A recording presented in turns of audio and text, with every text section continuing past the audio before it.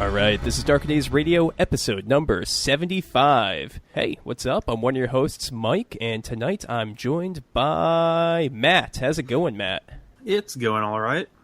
All right, cool. And also joining us is the legend himself, the man you haven't heard from in a couple months, Chigg. How's it going, Chigg? It's going well. Glad to be back. Absolutely. I missed you guys. Well, I missed you too, Chigg. Even though we, text like at least 3 times a week. At least. Usually about a particular book that we're going to talk about. No, Chigg, not about that. I gotta edit that out, sorry. Probably not. And okay. So one of the things we're going to be talking about today, of course, is Dark Ages Mage for, Dark Ages Vampire? Funny how that works out. And also we're going to be talking about The Pure for Werewolf the Forsaken, so should be a pretty cool episode. And, guys, before we get started, what have you guys been doing, gaming-wise? What's been going on? Matt, have you been getting any gaming in? Not, tabletop gaming, but I did play through Tyranny, which, is created by our Dark Lords and Masters Paradox, and is actually pretty good, all things considered. Sweet. Can you give us some details on Tyranny? Like, what's the gameplay like? The gameplay is basically exactly like Pillars of Eternity. They've basically got themselves into a system that works pretty well, and the gameplay was never my complaint about Pillars of Eternity. You're playing the Fatebinder, which is basically a judge, jury / executioner type kind of person. Going to the,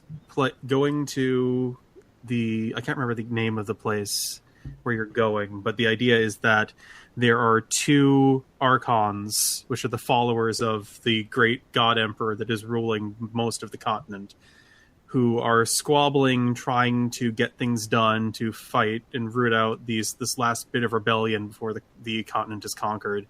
And they're just fighting between each other and not getting anything done.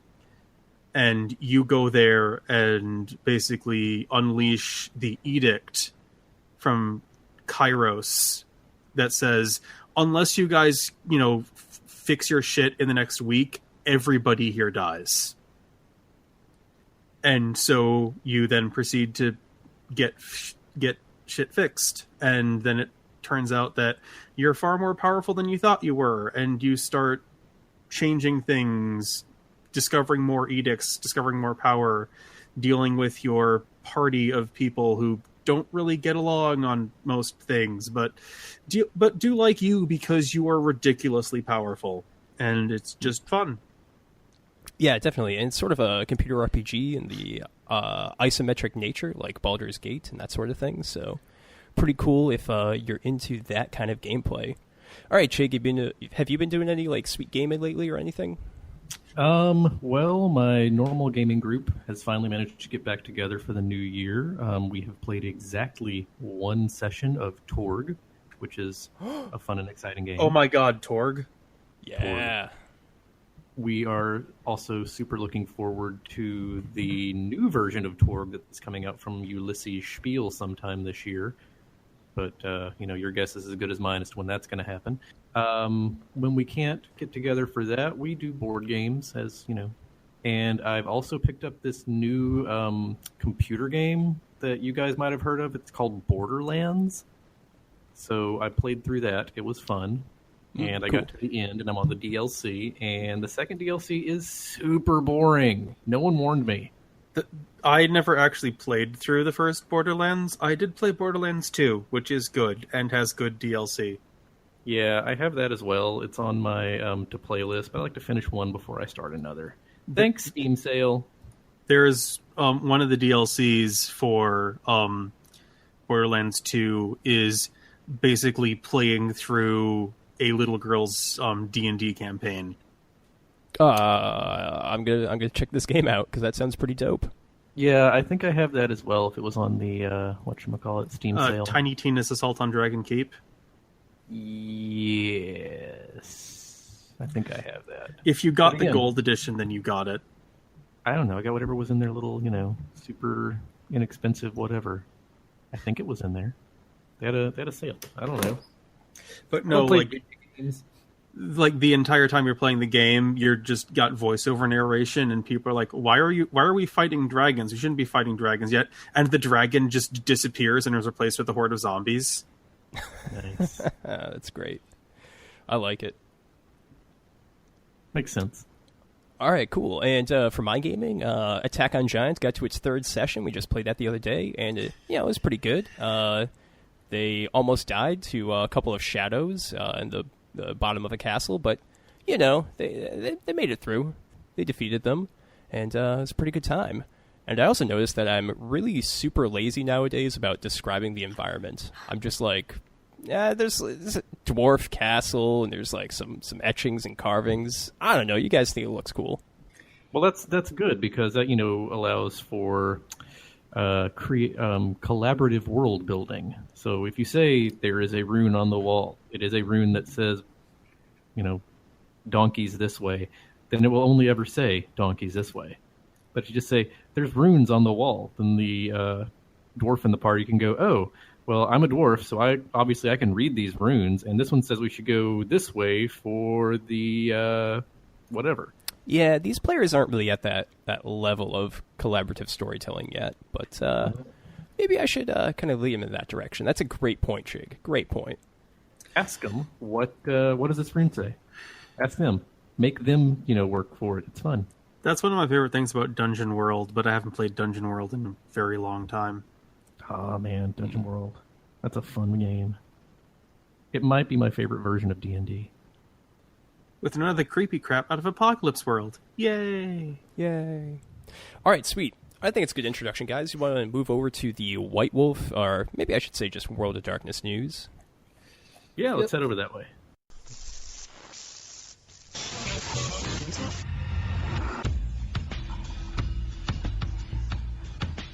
All right, cool. So, what's been going on in the World of Darkness and the Chronicles of Darkness as well? Well, Onyx Path, of course, has been busy putting out some new stuff since our last show.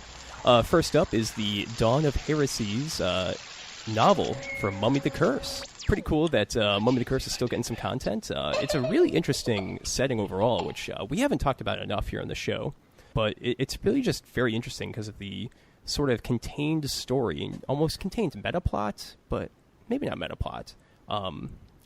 The setting and plotline, the optional plotline that the game provides within the context of the Chronicles of Darkness. So I think that's pretty cool, and I don't know, maybe I'll check it out.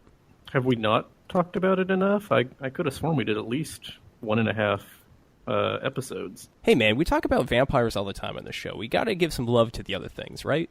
I guess. A little bit. And of course,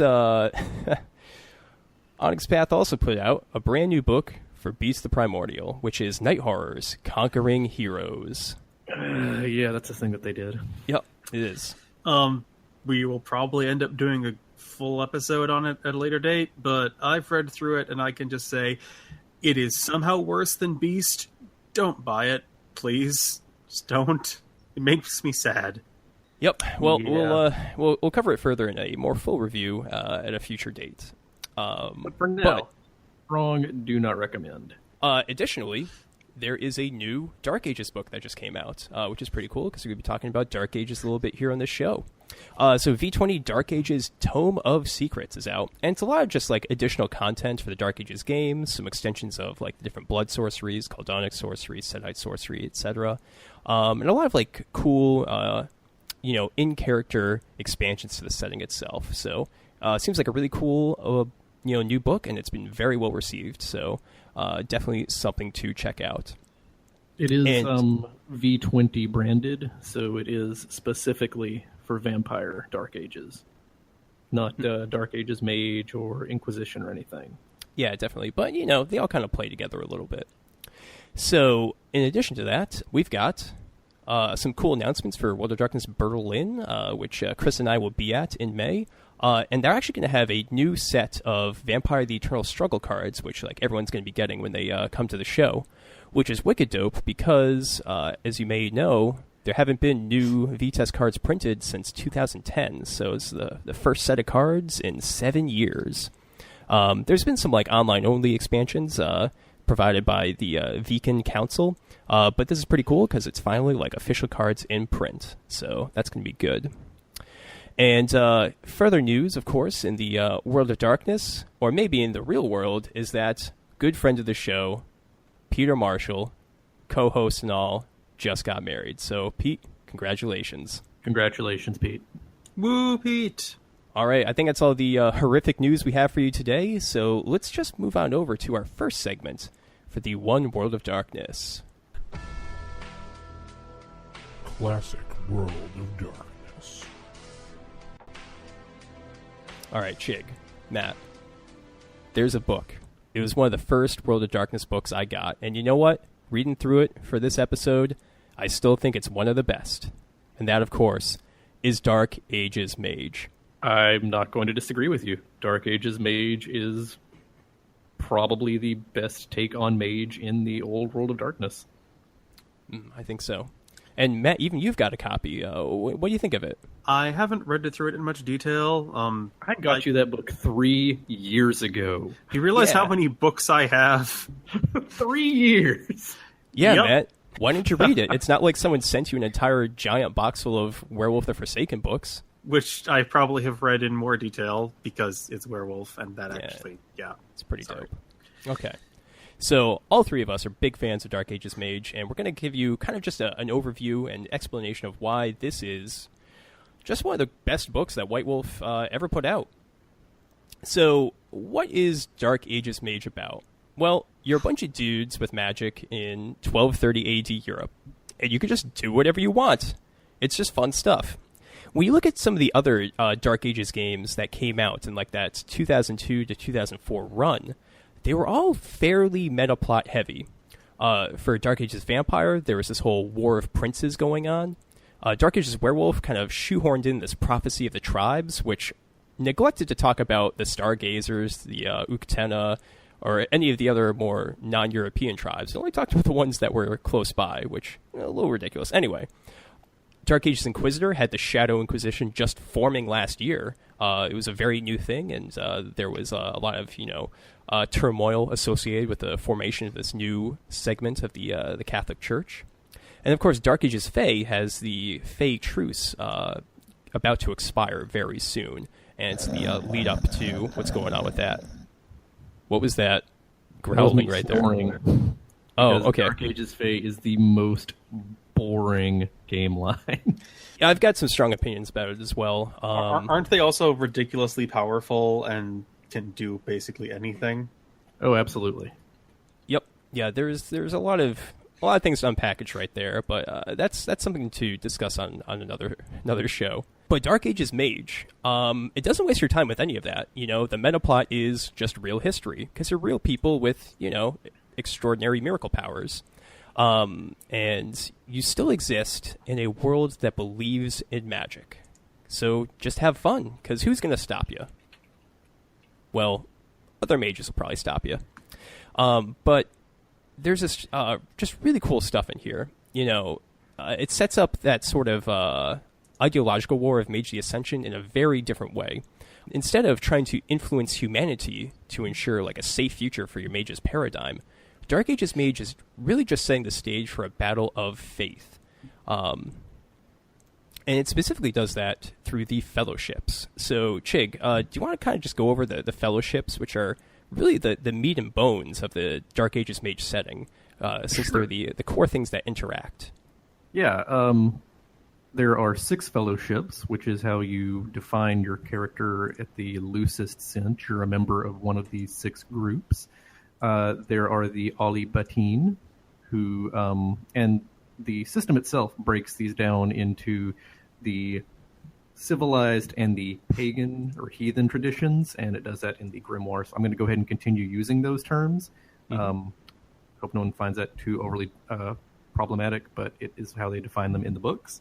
So there are the 3 civilized traditions, which are the Ali Batin, who are from the Middle East. They their faith is, or their workings are based on primarily the Muslim faith, with a little bit of other Middle Eastern mysticism baked right in. The Ali Batin, they kind of don't change from the Middle Ages through or through the Dark Ages, I guess, through ever. So they're just like they are in the Mage, the Ascension that we're all familiar with.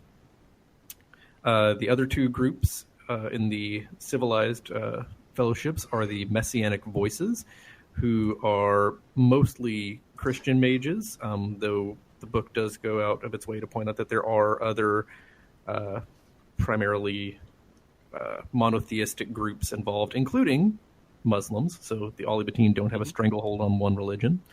Yep. Then finally there's the Order of Hermes, which is, standard pointy hat wizards.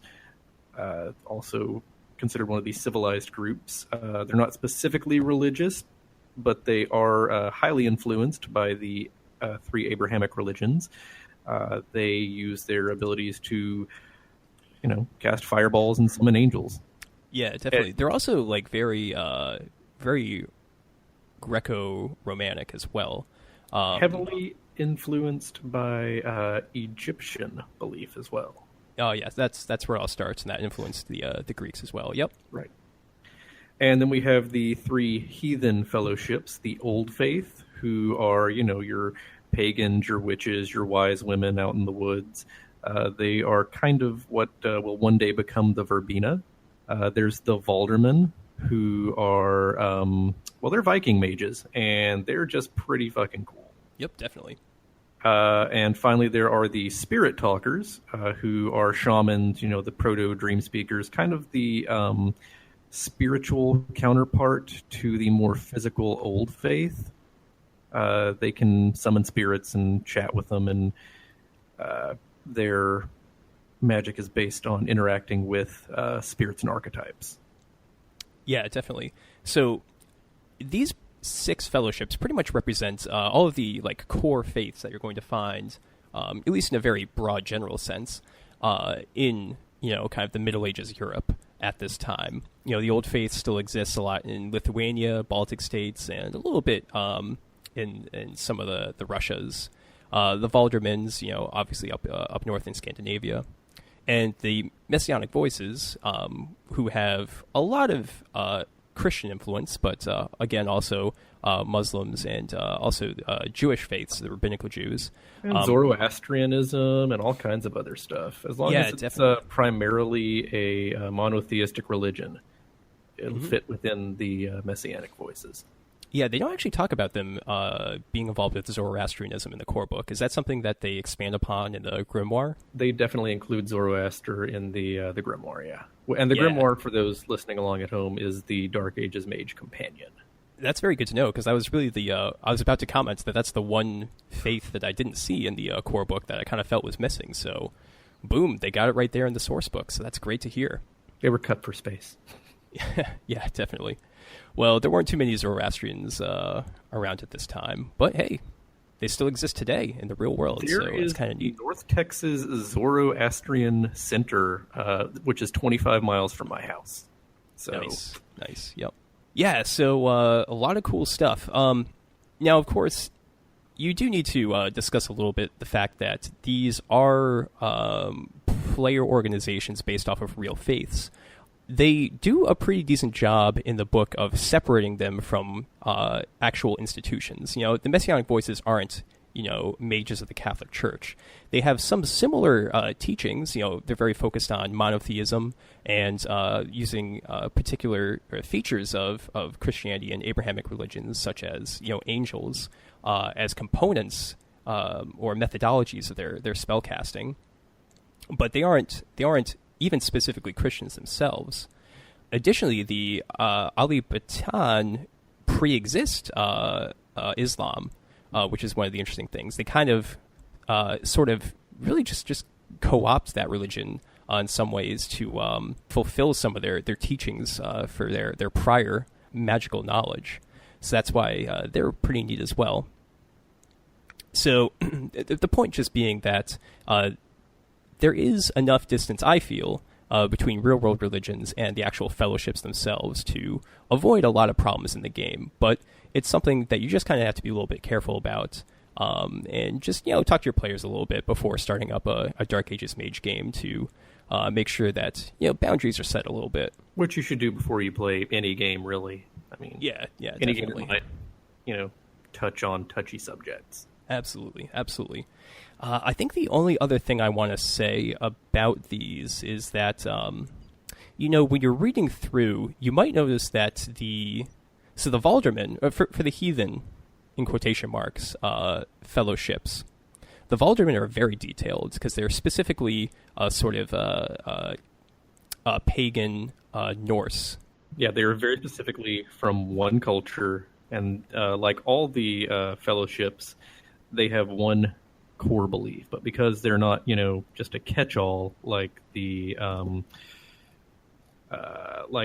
old faith, which can be any kind of pagan god-worshipping person, or the spirit talkers who can come from any culture that has anything shamanistic in it.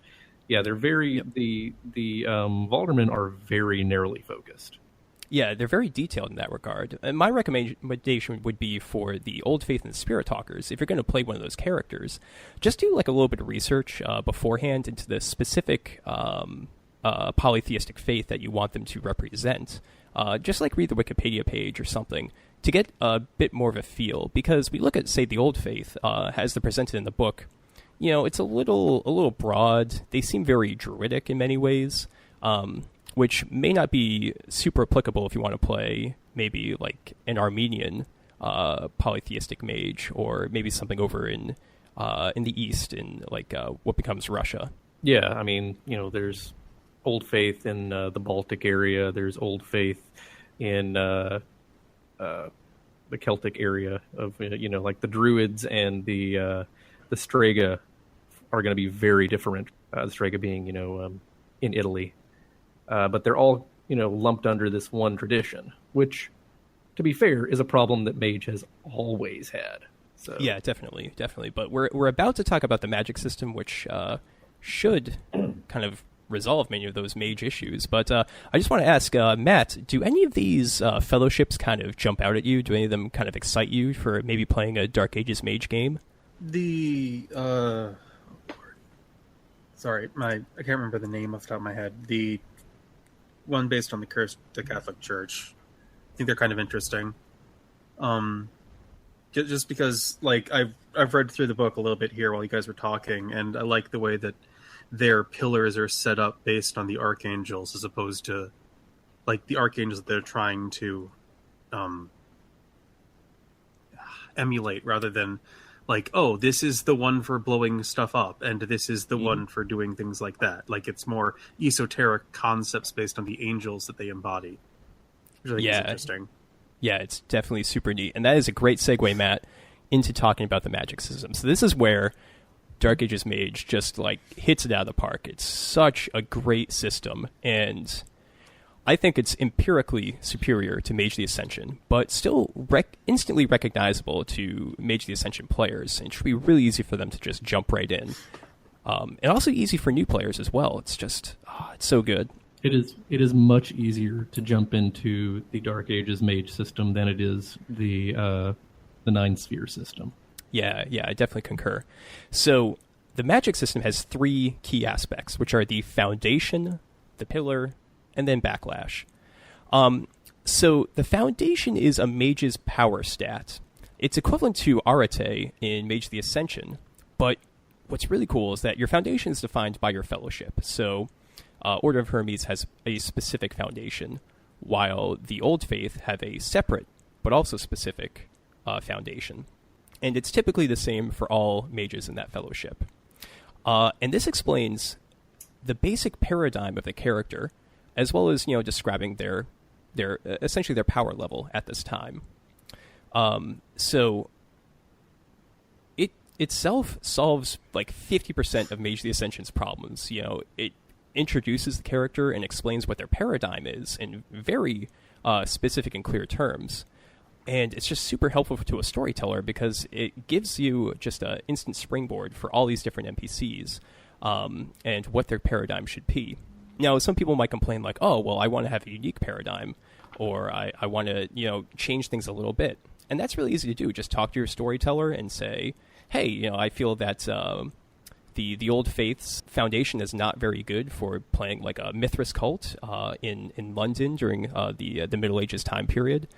And they'll say, like, yeah, okay, let's change this around a little bit, make some adjustments to the foundation just to, kind of fill in how their paradigm would be. But doing this sort of like basically all the heavy lifting for paradigms has been done for you in this book. And it really just makes things a lot more clear and speeds things up. Yeah, the way that they tie the foundation and the pillars into your paradigm is just breathtakingly easy. And I understand that it would have made Mage the Ascension more factious and more difficult to have people copying other people's spells, but I don't see that as necessarily a bad thing. Mm-hmm. Yeah, definitely. If you're going to be a son of Ether, then you really shouldn't be trying to copy what the Dream Speaker is doing. Yeah, if you're going to copy their rote, you'll need to do some readjustments to make it match up to your paradigm in the first place, which is the same thing that you have to do here in Dark Ages Mage. Right.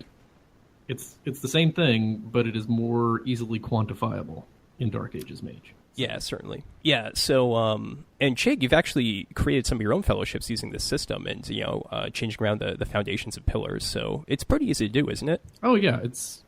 Like I said, I mean, once you realize that all you really need are the foundation on which the paradigm is built, and the pillars, which is how you go about doing whatever it is your group does, it's insanely easy just to whip up one or two or three in no time at all. I mean, I adapted the Himka Sobek, my favorite craft, to Dark Ages Mage once because. I mean, in Mage Ascension, they're just a little crummy craft who worship a sewer alligator, basically. But in the Dark Ages, they're a for real threat who will, hunt you down and eat you. So. Yep, definitely some really cool stuff. And, kind of bouncing off of that, the pillars themselves are great. So they're basically the specific methods or arts available to a character to perform magic, specific, again, to their fellowship. So each fellowship has, in the core book, 4 pillars. And, they kind of measure like a character's specific skill in a particular methodology. And again, this fixes more of Mage the Ascension's problems. And Chigg, you've got the Grimoire, which kind of expands the pillars a little bit, right? So there's the ability to have like some alternates. Isn't that right? It really doesn't expand it in that way. It gives you a more... I mean, obviously, because it's a White Wolf book, it gives you a whole bunch of more rotes, which is fun and exciting in and of itself. But it gives you more fun and exciting ways to use what's already there. It only adds one additional pillar, and that is for the kind of sub-fellowship that it introduces at the back of the book. There's this little upstart group of former Order of Hermes mages called Craft Masons. Hey, see big things on their horizon. Oh, definitely. Cool. And, so let's just kind of go over the system a little bit real quick, just to kind of show people how great this is. So let's just try to cast a standard spell. Let's say we're playing an Order of Hermes mage, and you want to throw like a fireball, or maybe just like make some fireworks for a court event in your game. So all you have to do is just tell the storyteller your intended effect and what pillars you want to use.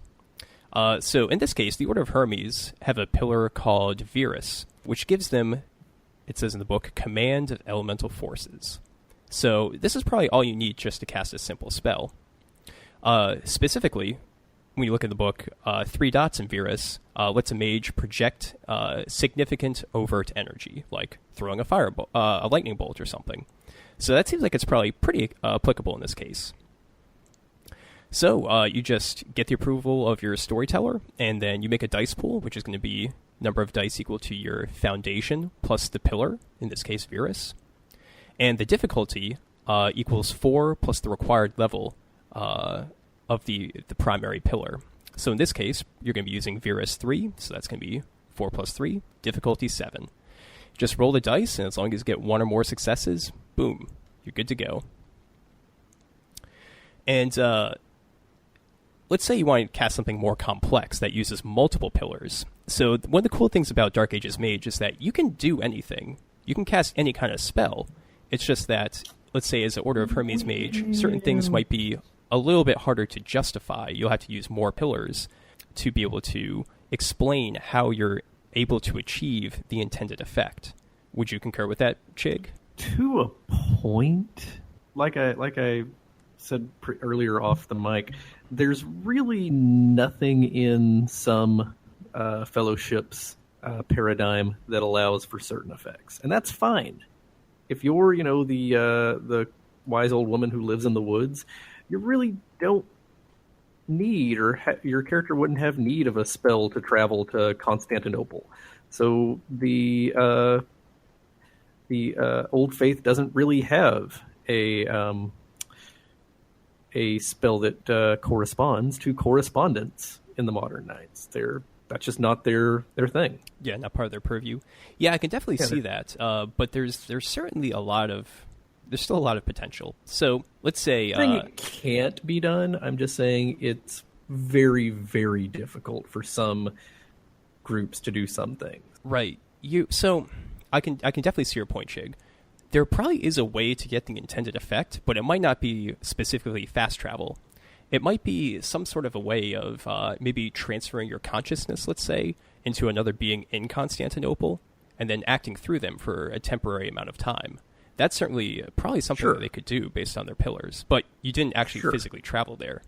So it does take some creativity, but you know what? That just makes the game more fun. Exactly, and it makes it more flavorful. It keeps every mage from being every other mage, which is a problem that you can have in certain editions of Mage. Mm-hmm. Yeah, definitely. So let's get back to casting a complex spell. So let's say you're an Order of Hermes mage, and you want to summon a spirit. That's the thing that Order of Hermes mages do all the time in the modern setting.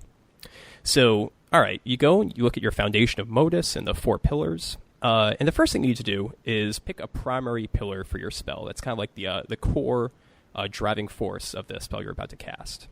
So the Order of Hermes and Dark Ages Mage have 4 pillars, one of which is Anima, the command of life, Corona, the command of the mind, Primus, which is the command of quintessence, and finally Virus, which is, as we mentioned, the command of elemental forces.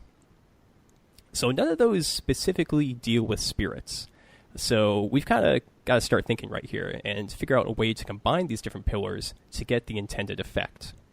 So bringing an Umbral spirit to your location probably requires a bunch of different, magical aspects. I'm thinking you're going to need some energy, going to need some like physical energy, going to need some way to communicate, and then finally you're going to need some knowledge of like the world's hidden places, the Umbra itself, and how to manipulate it. So that says to me you probably want the pillars of Virus, Corona, and Primus to cast this spell. You're going to want to conjure in the real world a manifestation of this spirit, but you also need to communicate to it and draw it to your place. And to do that, you need to influence some umbral energies. So that's where I'm coming up with those 3 pillars. So you tell that to the storyteller, and I'm probably going to say that Corona, the communication aspect, the power of the mind, is going to be the primary pillar, because this ain't going to happen unless you're able to strongly communicate with this spirit and the like. So you're going to make a dice pool? I'm not really sure you would need Virus in that case, unless you're summoning the spirit of an animal or something like that. You're trying to talk to... I was thinking that you'd summon some sort of a physical manifestation in the real world, which would take energy or some kind of a change of matter. So that's why I was putting in Virus. Well, you use Primus, and it's magic. It's a spirit, it's magic. I guess I was giving it a corporeal I guess if you wanna, you could do that, but... yeah, you're definitely right, Chigg, if you want to make it a simpler spell. Here is the point of how the system works. There are multiple ways to achieve the same effect. Yeah, certainly. I was actually thinking of a different effect, which you could use the Anima, command of life, to inhabit the spirit in an animal. Let's say you want to summon... You want to put a demon in a black goat, As one does. As one does. You could use Anima in that case. But anyway, just to quickly explain, so your dice pool is going to be your foundation, plus a number of dice for your primary pillar, plus 1 extra dice for each pillar that you use. And likewise, difficulty is equal to 5 plus the level of the primary pillar required, plus 1 for each additional pillar used. So you actually can have a case where your spell is so complex that your difficulty is 11 or more. So you want to be careful about that. But yeah, throw the dice and boom, 1 or more successes and you've summoned a spirit. So yeah, really cool stuff. So I forgot to check. Does this version of the rule system have thresholds for success? Or thresholds where if your target number goes over 10, you just have to have multiple successes? Yes, I just actually read that. If it goes over 9, then for each point that would put it at 10, you need to get an extra success. That's what I thought. At least for simple spells. They didn't have that caveat in the complex spells, so I'm not sure if that can go over. We can presume. Okay. Cool. And Chigg, you had some points you wanted to make about some other foundations and spellcasting examples? Oh, sure. Your example of a Order of Hermes mage summoning a spirit is a complex effect for the Order of Hermes. But if you're playing a different fellowship, one who is even more attuned to summoning spirits, for instance, there's a group called the Spirit Talkers. That's their whole thing. That's their bread and butter. So if you're playing one of them, you don't have to be crazy complex about this. Their foundation is interacting with spirits. So if you want to summon a spirit just to have a little chat with, you can do that with any of their pillars. It'll just determine which type of spirit you summon. If you want to talk to the spirit of a town, you probably don't want to use the warrior pillar, unless it's a very martial town, I guess. So yeah, this is just an example of how what is a complex spell for one group is a simple spell for another group. Yeah, definitely, which makes it just more interesting. It makes working together with other mages just all the more powerful. So, yeah, I guess the final aspect of spellcasting is, of course, Backlash, which you're probably familiar with Backlash and Paradox from Mage the Ascension. It's a bad thing that happens to you if you roll no successes and get 1 or more 1s on your dice. So, basically, if you botch. And Backlash can take the form of physical branding, haunting manifestations, physical trauma, or mental trauma in the form of Twilight. The actual effects in the game are a little bit vague. There wasn't too much guidance in the book, but Chigg, that's kind of cool, isn't it? Yeah, that's good. It lets you open it up to different backlash effects for different spells that you're casting that you screw up. You don't want your travel effect backlash to be the same as your summoning lightning out of the sky backlash effect. You want it to be more thematic. Mm-hmm. Yep. So Dark Age of Mage it's pretty sweet. If you look around on the internet, you occasionally find some people that have probably never played Dark Ages Mage complaining about the foundations and pillar system. A lot of the times I find them complaining about Order of Hermes and how they can't summon spirits. Like there's no spirit summoning pillar, or there's no alchemy pillar, for example. But we just showed you how to use the system to do just that. It's really flexible. If you just stop and think for a minute about how your mage would go about getting the effect that you want or achieving the goal that you want, pretty much anything is possible. And just throwing it out there, if you want to do alchemy as an Order of Hermes, use the pillars of Anima and Primus, life and magic, basically, as an extended spell check. Boom, there you go. You can make a potion or something, or change lead into gold. Yeah, it's a remarkably simple system, and it can be done. Yeah, definitely. And it's really interesting how they balanced it. So you've got your foundation and the 4 pillars, and each paradigm, each one of these fellowships is actually kind of secretly balanced, because there's 4 pretty common types of pillars that you find. One for healing, another for energy, one for travel and communication, another one with meddling for magic and reality. And most of the fellowships get 3 of these 4 common pillars, and then also one that's a little bit more unique. So that's just a really cool way that they were able to balance and bring some ease and commonality to the game, but also make all of these fellowships just a little bit unique. You can look into the pillars, and you can say, and the foundations even, and you can say, oh, okay, well, in 103 years, that's going to merge with this, and they're going to become the life sphere. Or that is very clearly the entropy sphere. But they don't present them that way, which is an amazing step in the right direction. So not everybody has the same 9 spheres, or the same 9 spheres with different names. Yep. And a cool little, background fluff tidbit is that they do mention that mages can learn the pillars of other fellowships, which is kind of neat because it sort of explains how eventually all these fellowships kind of combine and coalesce into the traditions and the Order of Hermes theory of the 9 spheres in the modern knights. So that's pretty neat too. Yeah, it's not impossible, but it's very expensive, and you're usually easier just to figure out how to do something your own way. Yep, definitely. So yeah, Dark Ages Mage, how can it inspire some other World of Darkness games? I mean, the thing you find online, people talking about, is just using the system wholesale to replace Mage the Ascension.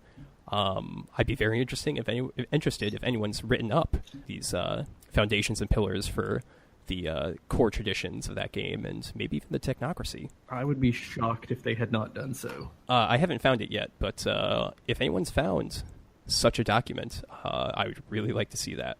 As would I, so go ahead and email us that document. Yeah, so that's pretty much Dark Ages Mage. Matt, do you have any comments, questions about it? What's your general feeling on this? Well, like I said, I think it seems interesting, and it's a much lower barrier for entry and understanding than Mage the Ascension was, because that's here's 9 separate traditions, and each of them have access to the 9 spheres, and everybody has a paradigm, and everyone's paradigm is different, and you have to define all of these things before you're even allowed to start playing, and why am I doing this? Everybody has their own paradigm, and good luck figuring that out, first-time player. Yeah, and also, things like Arete are pretty vague, and it's just great that they linked it with your paradigm in the power stat of Foundation in this game. So it's really cool, and we didn't even cover everything in the book. There is tons of additional backgrounds, a lot of great ideas for different locations to visit, cairns and quays in the magical world, and just it's chock full of good stuff, and I feel it's really just one of the greatest books, and an unsung book at that, put out by White Wolf. Real undiscovered gem, and I wish that it had more than 2 books in the game line, but that's still better than Dark Ages Fae ever got, so I can't complain too much. Yep, certainly. All right, cool. So I think if that's all we have to discuss on Dark Ages Mage, we're going to move on over to the secret frequency. It's under the stairs. I want my mom. So deep within the eastern highlands of Zimbabwe is a mountain, a strange, cursed peak known as Nyanga. And this place in the last couple years has really it's always been known that it's cursed, but it's had an acceleration of strange happenings and mysterious beings noted. So traditionally, the different tribes in eastern Zimbabwe noted that this mountain was an old ancestral spirit location, a holy site, which only the bravest could venture to. But now, it's a national park, one of the few in Zimbabwe, so people are going there all the time. But unfortunately, bizarre things are happening to them. Hikers get lost, they hear strange sounds. Some of them, as they're hiking along on the path, will see different objects, temptations off the beaten path. Things like strangely colored snakes, a fire that doesn't have any apparent source, or perhaps a golden bar tempting them with greed. Many people have gone missing, and one event happens where some of the people there was a search party sent out for them, and for 4 days, search parties, helicopters, everything was traveling around, attempting to find the people. And they're actually stuck in a crevasse. They got trapped down there, and they would call out whenever they saw a search party going by, but it was almost as though they were mute and invisible because none of the search parties ever were able to hear them or rescue them. But it wasn't until some tribal shamans were called up and they did a blood sacrifice at the base of this mountain that the hikers were actually rescued after that point. Some other things that have happened was there was an English explorer, adventurer almost, who was hiking around on this mountain. And he was going up towards the peak, and a strange, unusual fog started rolling down the mountain. He stopped where he was, stayed on the path, and didn't venture off or get lost. But he noticed, of course, that his magnetic compass was going haywire, his electrical equipment was no longer working, and even some photos that he took of the fog rolling in with traditional film were not able to correctly develop later on. As he sat there for about 10 hours, he tried to rest and just stay where he was and wait out the storm. And he noticed that there were dozens of snakes that just came out of the mist and started to surround him. And he could have sworn that red eyes were staring at him from just beyond his perception. So very strange happenings here.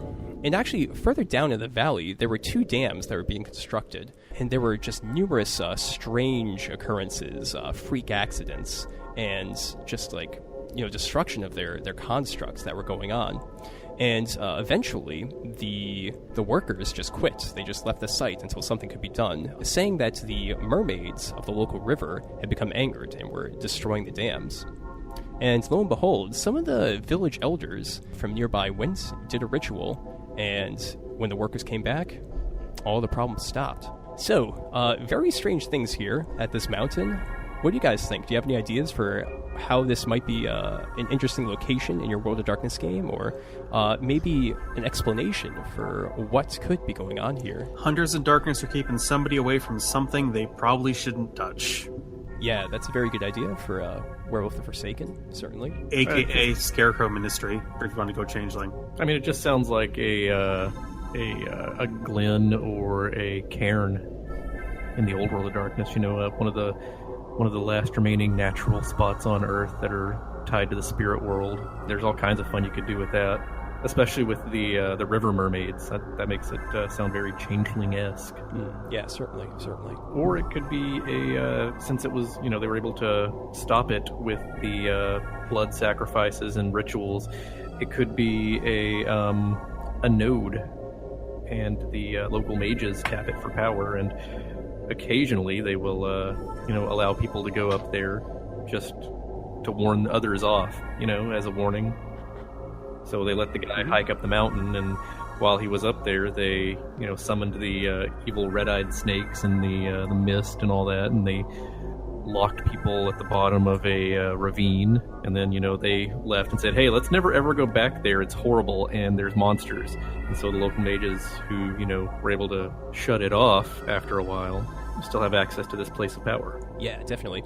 Here's my idea, guys. So let's say that there's actually an earthbound, which has been bound to this mountain itself, bound to the land here in Eastern Zimbabwe. And of course, that's a huge issue for the characters, their explorations. Perhaps they are werewolves with a territorial claim here.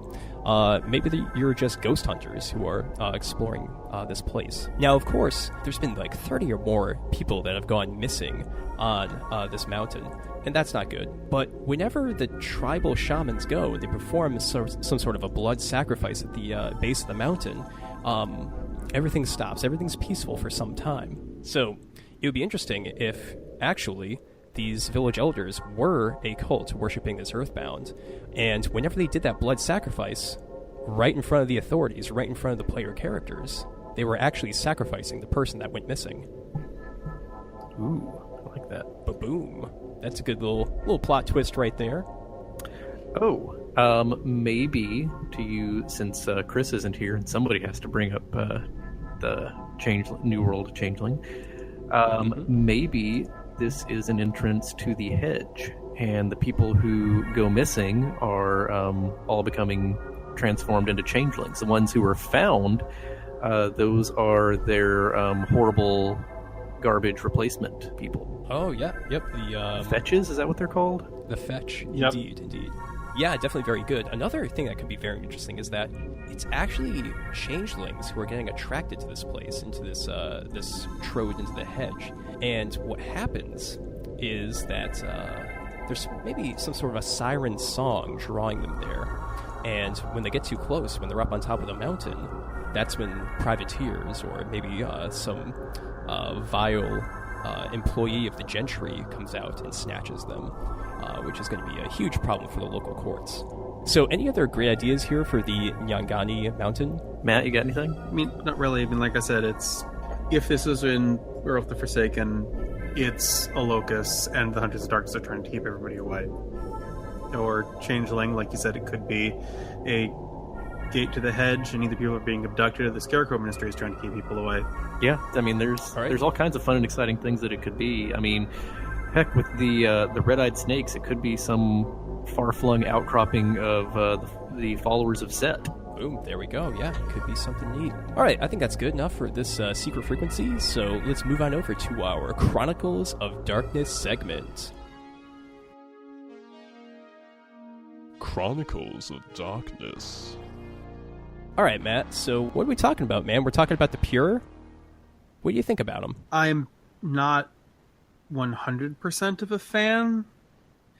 They've got some serious issues in the way that they're portrayed and their motivations, and we really don't know much about how they are in the new second edition, but they're interesting in some ways, and they're definitely assured of what they are. Mm-hmm, definitely.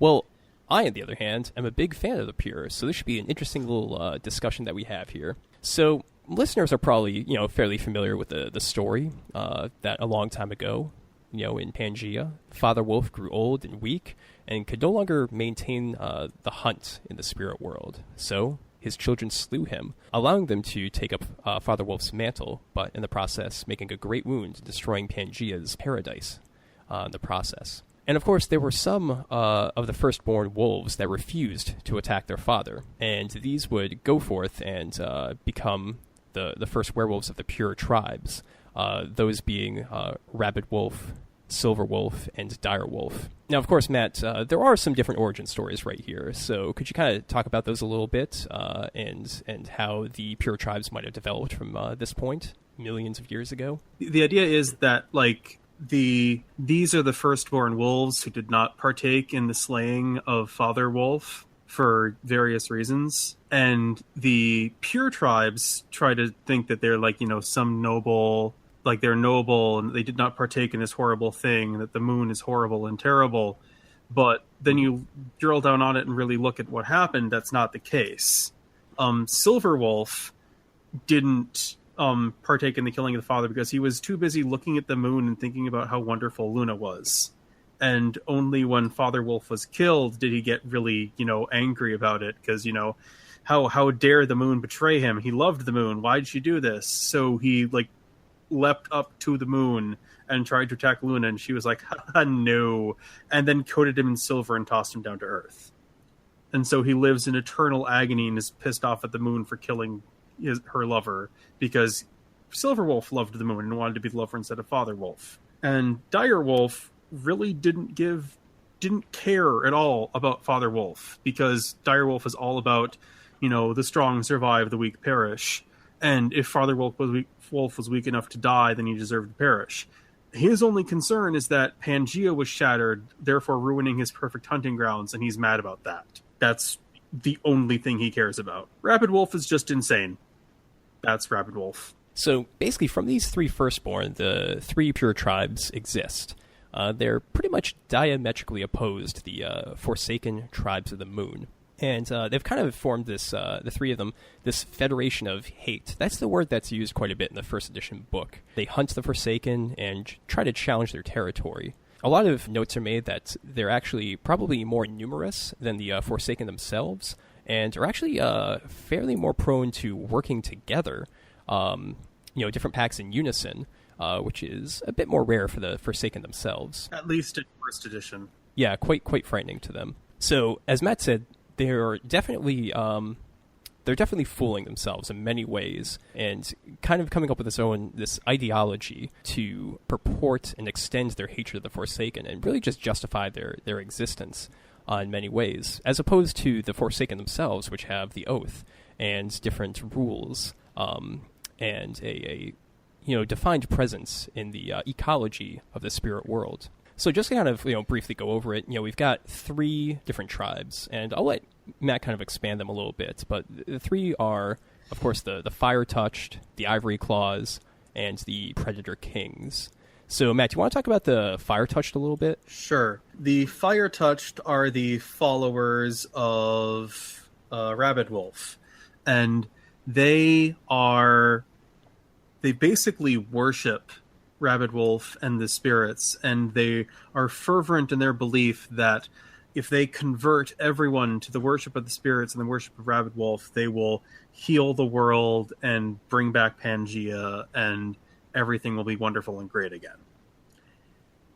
But Yep, definitely. they are very fervent in their belief, and they use almost exclusively gifts of flame and disease and plague and scourging. And if you do not convert, if you do not believe what they believe, then you deserve to suffer endlessly for such a sin.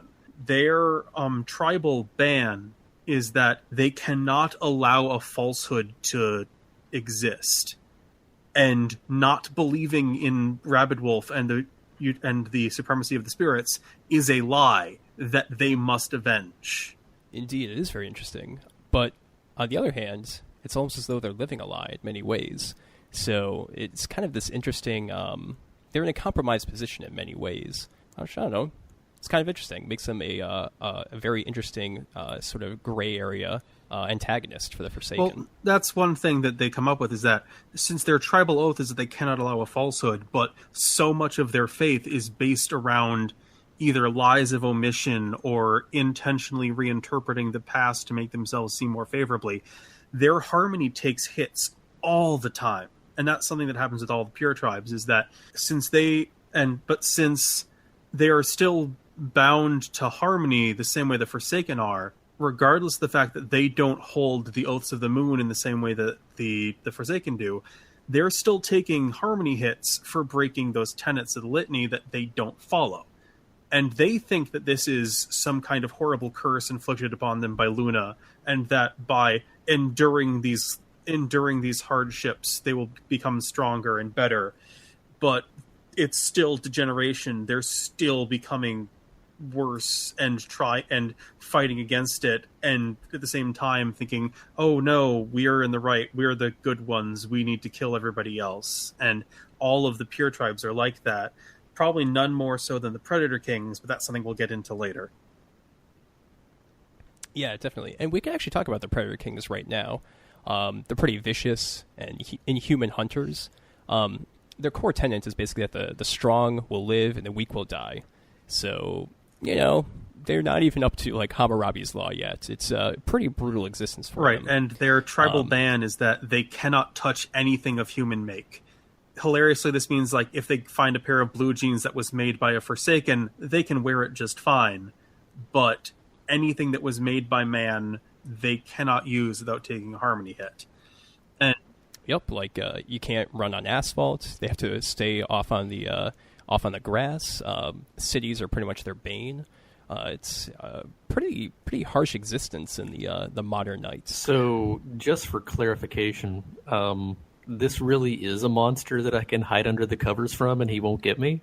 No, if you piss him off enough, he will just take the harmony hit and come kill you. Oh, okay. Just checking. But since they still need mankind to breed, and they still need man to do this, they've come up with interesting ways of keeping their breeding stock, i.e. basically isolating them all in a town in Montana and scrawling "only the strong survive" in blood on a stone in the middle of town, and basically breeding with them constantly until wolf-blooded come out and killing anybody who doesn't produce wolf-blooded sons.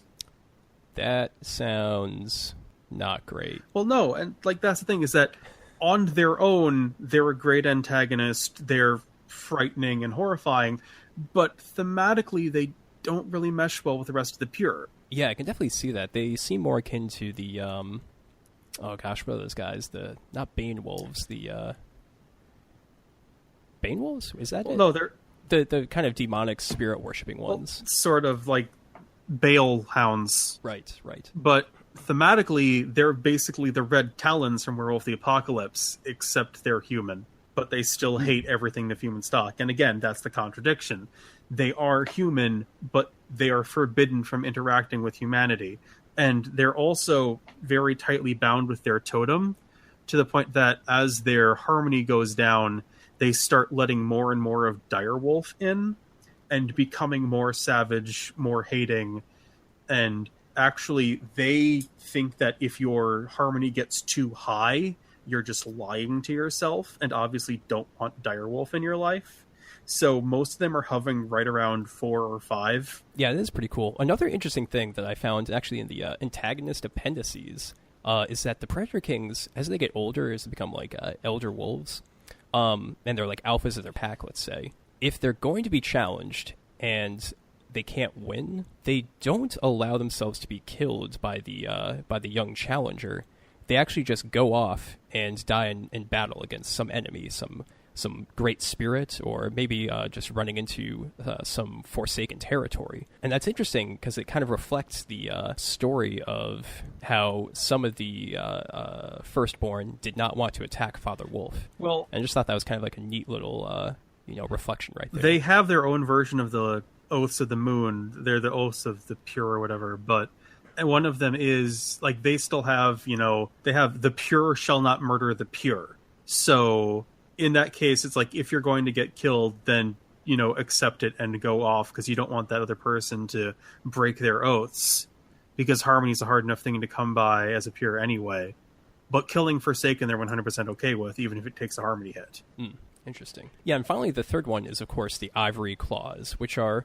they're fairly highly adapted. They can actually interact very well with human society, but they have, of course, this, squicky obsession with racial purity amongst their tribe. So, yeah, it's they're kind of interesting. The Forsaken sometimes try to deal with them, but it's usually a trap, and it does not work out well for the Forsaken in the end. So, yeah. Matt, what do you think about these guys? I like them. Like I said, I like the tribes individually. As a whole, I think they make themselves worse because they don't really mesh well together. But they, like you said, they're all about purity, but they're about purity in weird ways, because Silver Wolf has given them... They don't have one tribal oath. They have several that they have to obey, otherwise they take harmony hits. Like, let the seeds rot uneaten, consume only the fruit of slaughter. So they can't eat anything that's a seed, and any fruit or vegetable they eat has to have the seeds removed. We hunt, we do not sow, plant fiber shall not be worn against the flesh. They are very happy about the advent of polyester. It says that here. Never venerate the monster of the night sky. So, do not perform any rituals under the light of the full moon. If a rite must be performed under the full moon, do it inside where no moonlight can touch. Abstraction leaves only doubt. Create no work that does not reflect the world as seen. They can lie, but they can't make abstract art. Any art they make has to be brutalistic and realistic. Interesting. Cleave only to the purest blood. There's the whole purity thing. So they only mate with humans who have stronger Rotha bloodlines. They do accept new members, but they're expected to either breed into the blood or don't breed at all. And let not the living and dead mingle, so they don't mess around with vampires at all, or spirits, or ghosts. I mean, like, they deal with spirits, but not the spirits of the dead. Huh, okay. Well, that's a little weird and limiting to your game, but... Well, no, I mean, and that's kind of thing, is that Silver Wolf is so obsessed with purity that he gave them all of these rules. And as they are obsessed with purity, they have to obey all of them. And they take hits all the time to their harmony, because that's the one thing that the main difference between the pure tribes and the Forsaken is that the Forsaken view the spirits as something that need to be controlled and reined in to maintain the harmony between the physical world and the spirit world. The pure want the spirit world to reign supreme so that they can return to the way they were. That means that they obey the spirits without question, to the point that pure totems are usually stronger than Forsaken totems, because Forsaken get whatever totem is weak enough to that to come and quote unquote abase themselves before the Forsaken. But the pure get like greater jagglings who show up and like, okay, you're my pack now. Here are my bands. Obey them or I kill you. I mean, that makes it very interesting for the game as well. And the using the pure as an antagonist makes them really dangerous overall. Yes, they're probably stronger because they have more spirit support and they get stronger gifts, but they're also weaker in that they take so many harmony hits. They barely qualify as sentient anymore. Yeah, I mean that's really an issue overall because you're getting a lot of these rules from, of course, the pure source book for Werewolf Forsaken. So this is really an issue of when you're playing as the pure. Using them as NPCs, however, issues of harmony you really don't keep track of much as a storyteller. Right. But when you're like you said, as a player-focused group, I don't really think that they work very well because you need to devote almost all of your experience points to keeping your harmony up because of what you're expected to do all the time. Mm-hmm. Yeah, definitely. So I think we're kind of, figuring out our differences right here, Matt, with regards to the pure. So I think they're really cool as antagonists. I think they're very interesting. For the Forsaken to interact with, and of course you're looking at them a lot from the more player aspects, having just read the pure source book, and there's some mechanical issues right there, definitely. So as an outsider, does it explain why anybody would ever want to join one of these crazy groups? To a certain extent, like the Fire Touched actually go out and evangelize. Like they are 100% sure of what they believe in, and they can be very convincing. They have conversion campaigns and stuff like that. I can't remember what chapter it is about, how people learn to convert. But basically, it comes down to the idea that they hate their place in their current pack. They don't like that they're on the bottom of the totem pole. They hear these stories about how strong and scary the pure are, and they think that if they go over to the other side, they'll be in a better place. Oh, so they're men's rights activists. Okay. I gotcha. I'm not sure if I want to say that, but there is definitely an aspect of joining them because you are displeased with the rest of the Forsaken. And I mean, it's tough being an Uratha, Forsaken werewolf. You're basically like doing spirit maintenance work all the time. You're keeping your territory safe. It's very tough, and it's definitely, attractive to find out that there's these pure tribes. You don't have to do all that. You just kind of let the spirits run roughshod, and you just get to enjoy yourself as a wolf instead of having to do all this labor and sacrifice for the world. The thing is that's what you hear. That's the party line that the pure are telling all the Forsaken. But once you actually get into the pure, it's not. Now you're just beholden to even more stringent rules that the spirits give you, and you need to work to obey the tenets of your tribe. And they make sure that before you find any of this out, you have already burned all of your bridges with the Forsaken. Usually they have you kill your family or your old pack before they even initiate you. They make sure that you cannot leave, and then they tell you, oh yes, here's the truth, and now we need to skin you alive to get those brands of the moon off of you. Yeah, it's almost like being indoctrinated into some really horrible gang, basically. And by the time you're in it, well, there's no escape. Exactly. And that's the thing, like you said, looking at it from a player perspective, I'm not really looking at it as a player perspective as much as how they're supposed to exist as a functional unit. As some dark, unknowable thing, they can just be there, but they're very fractious. They don't really get along except in their united belief that the spirit world is better. Yet somehow they've supposedly taken over most of the world, at least in first edition. Yeah, that is pretty strange, and something that we definitely haven't heard about in second edition. In fact, they haven't been talked about too much in the second edition book, but in the history of Werewolf the Forsaken in first edition, sometime in the 1980s and 1990s, I guess because of Reagan and Thatcher or something, the pure were able to start secretly conquering all this territory around the world, partly due to their superior numbers, but also because of, I guess, story fiat. It's a little strange, and I'm not exactly opposed to them being more numerous, but that's sort of a declaration that they've conquered all this territory. It feels a little too dramatic to me. In fact, I would really say that it's probably better for the themes of Werewolf the Forsaken if most of the world is not the territory of werewolves, but is in fact just unkept and, effectively just not really controlled by the spirits, but under their sway, which gives you a lot more room to move around, makes things more mysterious when you move to a new location. You're not just expecting like, oh, okay, I'm going from Boise to, someplace in Nebraska, and, oh, there's probably just going to be pure right there. So that's my opinion on that. To be fair, I've been to Nebraska, and they're very, very pure in Nebraska. Oh, my gosh. My thing about it is that, it does make more sense if there's more unclaimed territory, for things to expand. And that was a problem in first edition, was the idea that basically everything has been claimed. Any territory you're taking away from somebody else, usually through bloody combat. You don't get to leave where you are. You have to stay where you are, that kind of thing. Just I've gone on record before. I like second edition so much more than first edition. Oh yeah, because second edition is much more focused on what the pack does, whereas first edition spends a lot of time going over the world and how terrible it is, and why there is no reason why you'd want to be a Forsaken in first edition, or even pure. Being a werewolf at all in first edition is just terrible for everybody. But if the pure have taken over the world, why haven't they wiped out the Forsaken? Yeah, it's definitely a bit of an odd question.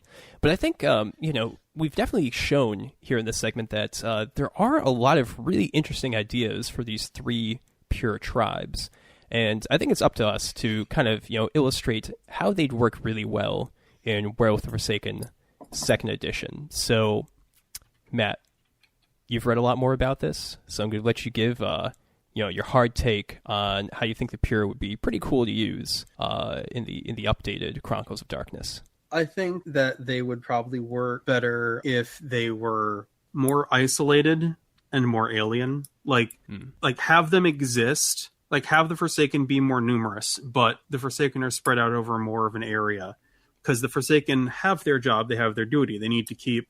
They have their oaths, they need to keep their territories, relatively functional. They have to make sure the spirits are kept in line, that kind of thing. Whereas the pure don't have those things, and the spirits have mostly freed them to do whatever. So they can be the functional underdogs because they can do what they want. They can go where they need to be to fight the Forsaken, but the Forsaken need to stay in their territory. Yeah, I think that's a really cool idea. So for example, we're just looking at maybe your game is about werewolves in New York City, let's say, because that is one of the Dark Era's settings. And, there's quite a few of the Forsaken there. They're all managing the spirits and, doing what they need to do. But all the while, they, of course, hear these stories coming out of upstate New York, maybe like Schenectady. There's a whole bunch of pure there, just running roughshod. Occasionally a ghost wolf runs in from out of town. He, brings back a tale of the fire-touched branding his friend, and when he doesn't repent or start accepting their beliefs, he's just strung up or something. And having them just being so numerous in a particular location is a huge threat for the Forsaken, and I think just kind of helps make them a bit more unique as an antagonist rather than being everywhere all the time. Yeah, and I just looked up to see why the pure are in control and how that all happened, and basically just says in the 90s the Forsaken fell to a lot of infighting and the pure just took over by fiat because the Forsaken were distracted. That's the justification they give. Yep. It's it was Bush Senior. Bush Senior did it, right, Chigg? Absolutely. All right, cool. So yeah, I mean, again, I think the pure are very interesting as an antagonist. They're a interesting foil to the Forsaken. But Matt, I think you bring up some great points about how they don't really work well together, as a cohesive confederation. And I think that's something that you need to definitely think about when you're about to use the pure in your game. Do you want to just portray one specific tribe? Certainly if you have a more combat focused game, maybe just use the Predator Kings. But if you have a a setting where there's a lot of interaction with spirits and trying to maintain order, the fire touch could be really cool to use in that game, since they'll be riling up spirits, maybe distracting a few of the young ghost wolves, and generally causing issues in that regard in your territory. So that's some stuff I think is pretty cool. Anything else, Matt, to kind of close out the segment? Not really. I think I've said most of what I've wanted to say. Okay. As far as the Pure are concerned. Would you recommend the book? I'm not sure, because we're in second edition now. A lot of what this book says, while it gives a good overview of how the tribes are and how they interact, I'm not sure what, if any of it, is still true. I imagine we are almost certainly going to get a second edition antagonist book at some point in the future that will probably include more information on the Idagam and the Pure, probably. So when that comes out, I would probably recommend getting it, because the Pure are interesting. I just don't think that their first edition portrayal is the way they are right now. Definitely. So I think that's pretty good for the segment and good for the show. So, of course, we are Darker Days Radio, one of the premier World of Darkness and Chronicles of Darkness podcasts. You can send us an email if you want to get in contact with us. Tell us what you think or recommend some reviews over at darkerdaysradio@gmail.com. You can also check us out on Facebook, facebook.com/darkerdaysradio. Always a lot of good content over there. And of course, we have our Google Plus community, which is googleplus.com/a whole lot of gibberish. So I'll put the link in the show notes so that's easy to access. Yeah, they still haven't given shorter links for Google Plus or allow you to name your own page, which is definitely an oversight on Google's part. I'm sure it's on their to-do list. Yeah, it probably is. All right, cool. So Chigg, Matt, thank you very much for joining me here on the show, and I think that's it. Good night. Till next time. See y'all.